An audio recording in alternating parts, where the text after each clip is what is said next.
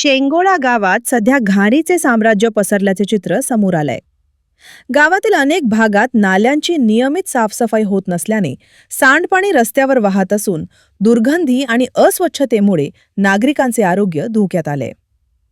ग्रामस्थांच्या म्हणण्यानुसार ग्रामसेवक आठवड्यातून केवळ 2 दिवसच गावात उपस्थित राहतात. त्यामुळे नागरिकांच्या तक्रारी, स्वच्छतेची कामे आणि इतर प्रशासकीय प्रश्न वेळेत मार्गी लागत नसल्याचा आरोप ग्रामस्थांनी केलाय. विशेष म्हणजे गावात रस्ते बांधण्यात आले आहेत, मात्र अनेक ठिकाणी गटारांची व्यवस्था नसल्याने सांडपाण्याचा निचरा होत नाही. परिणामी रस्त्यांवर पाणी साचत असून डासांचे प्रमाण वाढले. त्यामुळे संसर्गजन्य आजारांचा धोका निर्माण झाल्याची भीती नागरिक व्यक्त करत आहेत. गावातील नागरिकांनी प्रशासनाकडे तातडीने नाले सफाई, स्वच्छता मोहीम आणि आवश्यक त्या ठिकाणी गटार बांधकाम करण्याची मागणी केली आहे.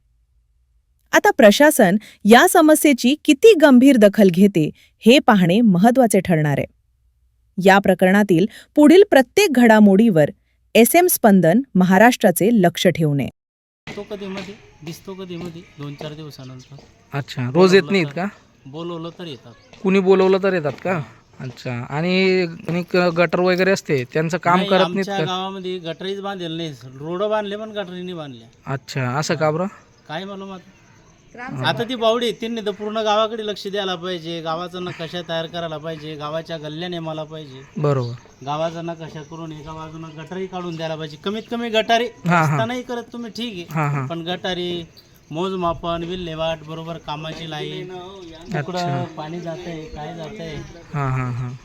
घरात लोक आजारी पडेले, हे वारंवार ह्या गटारीमध्ये किडे उता येतात. माझ्या घरात 3-4 लोक आजारी पडेले, भाड्याला सुद्धा पैसे नाही.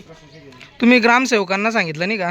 ग्रामसेवका मला भेटतच नाही. तर आता सकाळी काल बी जाऊन आलो, ग्रामपंचायतकडे दिसलाच नाही. अच्छा. मग आता आम्ही याच्या अगोदर मजुरी करावा का ग्रामसेवकला पाहावा?